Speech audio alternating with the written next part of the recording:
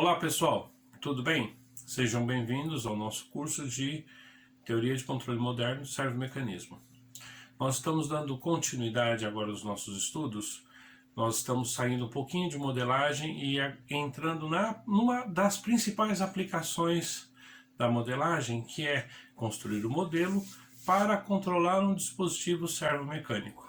Então hoje nós vamos ver como é que nós podemos trabalhar a álgebra de blocos na solução de problemas complexos de sistemas de controle, tá bom? Boa aula para vocês. Bom, primeiro então, antes de nós começarmos a álgebra de blocos, vamos compreender as duas diferenças entre dois tipos de blocos: blocos em malha aberta e blocos em malha fechada. O que é um bloco, um sistema em malha aberta? O sistema em malha aberta é um sistema em que eu praticamente não desenvolvo um controlador, porque ele tem, por princípio, um roteiro, um processo contínuo e uma conclusão finita. Então ele começa e termina sem propriamente as variáveis interagirem entre elas, atuando de forma a fazer correções. Um exemplo é, por exemplo, um termostato. Então eu tenho um sistema em que o usuário ele entra com uma temperatura desejada no termostato. Esse termostato, por sua vez, vai atuar em amplificadores e válvulas de forma a corrigir uma determinada temperatura ou determinar uma determinada temperatura, que vai atuar no aquecedor, gerando uma temperatura final, uma temperatura resultante da execução desses processos em sequência. O diagrama de blocos de um sistema como esse é um diagrama aberto, ou seja, não tem uma realimentação. Então, para a gente, eles são úteis no sentido de desenvolver separadamente cada uma das suas funções, tá? Bom, os sistemas em malha fechada, por exemplo, neste caso, eles já teriam uma realimentação. Então, quando nós pensamos ainda no controle de temperatura de um sistema em malha fechada, o que vai acontecer? Ainda tenho a função do termostato, a função dos amplificadores, a função do aquecedor. Entretanto, tem uma realimentação, ou seja, a temperatura final ela é realimentada no termostato para garantir aquela saída. Então esta é a concepção de malha aberta e malha fechada. É óbvio que para a gente, em servomecanismo, nós utilizamos muito mais as ferramentas relativas aos sistemas em malha fechada. Tratamos os sistemas individualmente como malha aberta, mas no geral, quando nós vamos construir um controlador PID, PI, PD, é malha fechada. Ok? Bom,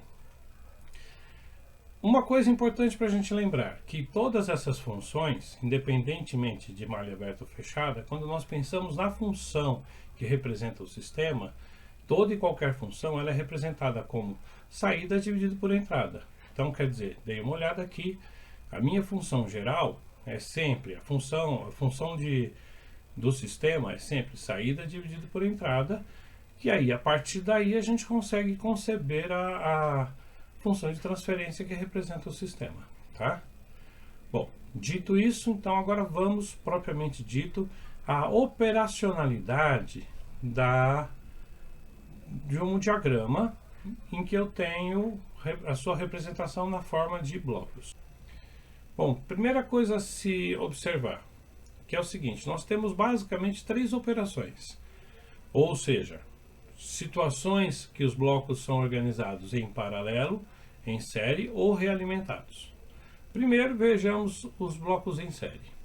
O bloco em série é dada da seguinte situação: eu tenho um sistema, nesse sistema tem uma entrada, essa entrada gera nesse sistema uma determinada saída, que por sua vez é a entrada para um outro sistema, que depois gera uma saída final.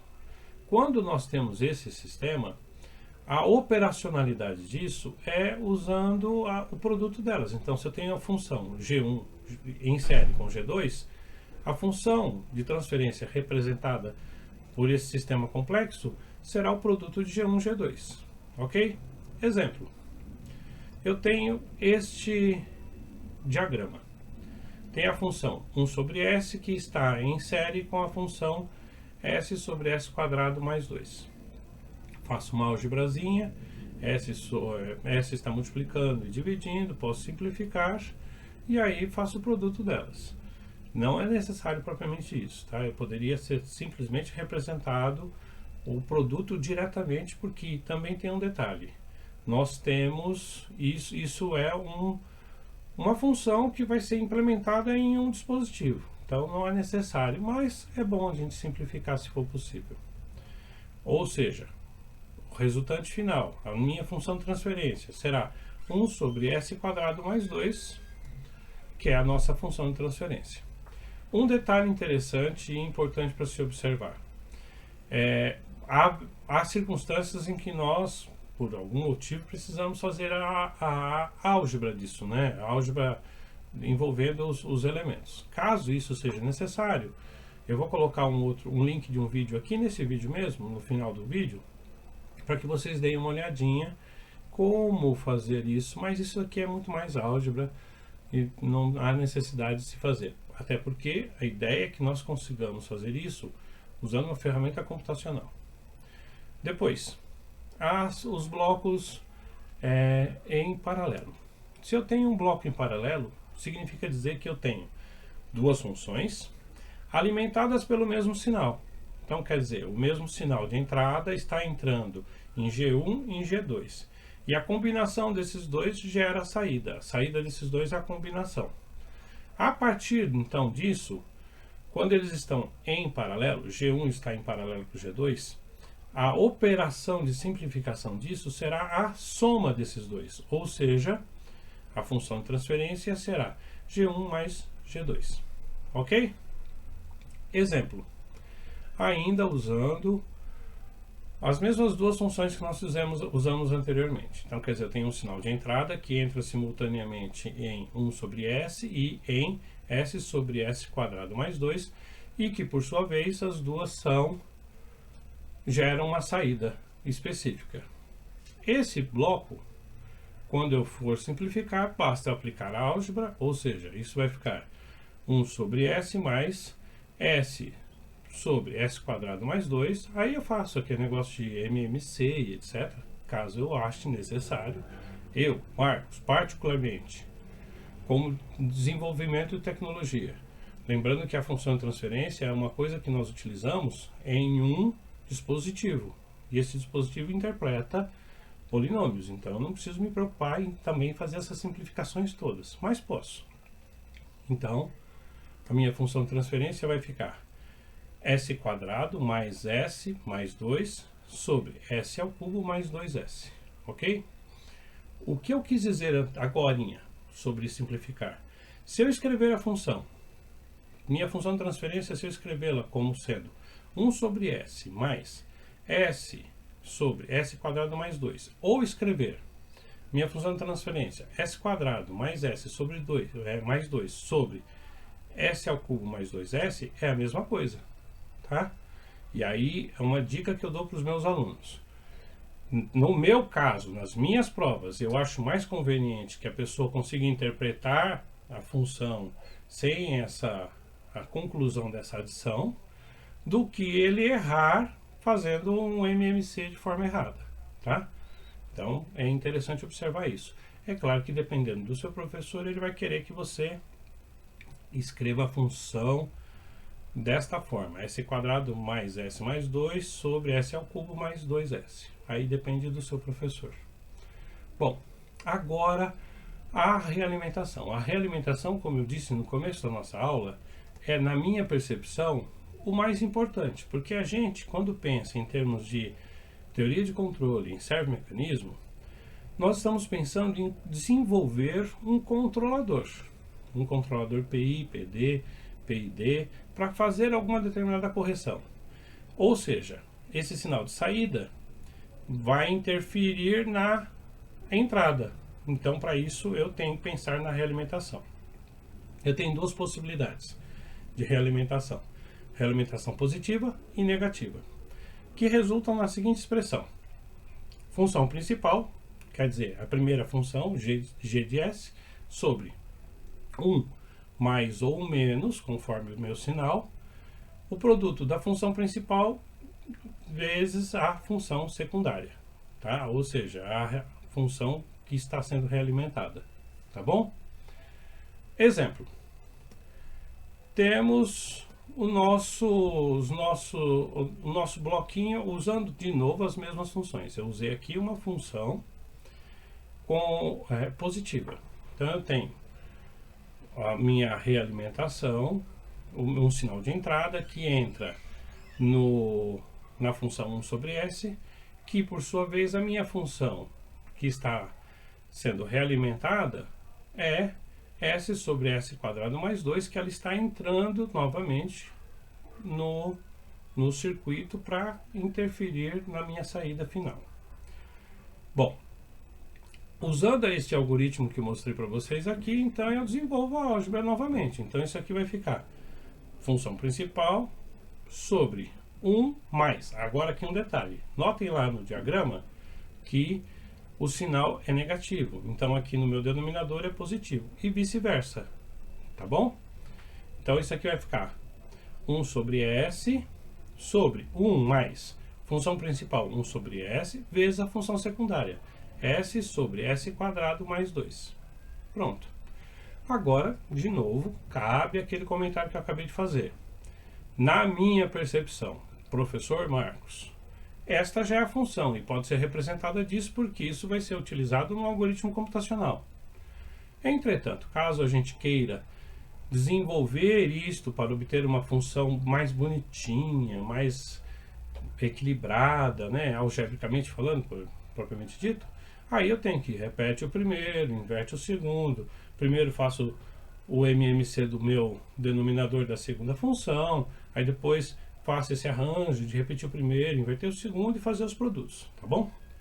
O resultado final será que a minha função de transferência s quadrado mais 2 sobre s ao cubo mais 3s. Ok? Bom, agora um caso particular, que a gente até chama de particular, mas não é tão particular assim. É um dos casos que a gente acaba utilizando muito, principalmente para testar um controlador colocado em série ou em série com o sistema. Eu tenho a realimentação chamada de realimentação unitária. Ou seja, dê uma olhada nesse diagrama. Vocês conseguem verificar que eu tenho um sinal de entrada, uma função e uma realimentação. Simples, sem uma função realimentada. Neste caso, nós chamamos de realimentação unitária, por quê? Porque na verdade ele é realimentado com uma constante igual a 1. Tá? E a partir daí, nós aplicamos o nosso algoritmo como nós vimos anteriormente, ou seja, função principal sobre 1 mais ou menos, dependendo do tipo de função, produto da principal vezes a secundária, no caso é 1, então eu nem precisaria colocar 1 vezes qualquer coisa, é a própria coisa. Tá? Exemplo, eu tenho este caso, uma função 1 sobre RCS realimentado negativamente. Então, o que eu quero fazer? Eu aplico o nosso algoritmo. Simples, aplico o nosso algoritmo, vai ficar função principal sobre 1 menos 1 sobre RCS, que multiplica 1. Agora, faço de novo a álgebra, lembrando que eu, particularmente, entendo que eu já poderia escrever a função desta forma, mas desenvolvendo eu faço a álgebra, ou seja, repete o primeiro, faço o denominador da segunda função, da função denominadora, faço o denominador disso, MMC, repete o primeiro, depois repete o primeiro, inverte o segundo, simplifica as funções que são comuns, obtém a função resultante. A função resultante será 1 sobre RCS menos 1. Pronto. Esta função, recomendo até que vocês saibam ela de cor, porque ela é muito utilizada. Então, se vocês observarem, ela vai resultar o quê? É sempre no mesmo comportamento. Tá? Então, é interessante a gente compreender e visualizar essas coisas. Tá bom? Joia! Agora, um exemplo prático em um diagrama completo. Por quê? Porque nós vimos as operações separadamente. Para série, paralelo e realimentação. Entretanto, os diagramas são mais complexos, não são tão simples assim. Então, reparem, eu recomendo que vocês, principalmente quando estão começando a estudar, fazerem passo a passo, sempre de dentro para fora, mas que é possível se desenvolver esse algoritmo todo de uma vez só. Então, vamos lá. Primeiro, identifico os elementos em série. Então, eu identifico que eu tenho a função G1 entrando em série com G2. É a única série que eu tenho. Então eu desenvolvo isso. Lembrando qual que é o algoritmo para a série. Funções em série é o produto das duas funções. Então a resultante, a simplificação desse diagrama vai ficar este gráfico, quer dizer, mantive os paralelos e simplifiquei só o que está identificado no quadro amarelo. Ficou G1 que multiplica G2. Continua o restante tudo igual. Faço a mesma coisa para os outros elementos. Então, agora vou analisar os elementos que estão em paralelo. Olhando aqui, eu verifico que H1 e H2 estão paralelos entre eles, que também, por sua vez, estão em paralelo com G1, G2. Nota que o sinal de entrada R, ele entra para G1, G2, o produto G1, G2, ele entra para H1 e para H2. Então, por isso eu posso dizer que os três estão em paralelo. Entretanto, o sinal de G1, G2, ele está entrando, esse operador, essa circunferência aqui com a cruz, é o operador de adição. Quando eu não tenho símbolo nenhum ali, é adição simplesmente entre os dois elementos, que é o caso de H1 e H2. Mas, para G1, G2 está entrando com sinal negativo. Então, o que eu vou fazer? Elementos em paralelo é a soma entre eles, certo? Se eu vou fazer todo este quadro, então, aplicando o nosso algoritmo, vai ficar como? H1 mais H2, menos G1, G2. Isso num único bloco, tá? E pronto.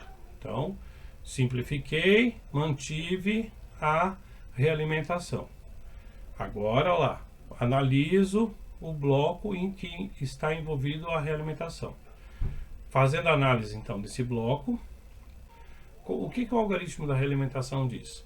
Função principal sobre mais ou menos, dependendo do tipo de função, o produto da função principal vezes a secundária. Também pode ser interpretada como a função na realimentação. Bom, essa função, esse diagrama, é um diagrama de uma função de realimentação positiva. Lê-se, quando o meu sinal for negativo, na minha função é 1 mais o produto. Se for positivo, inverte, será 1 menos, tá?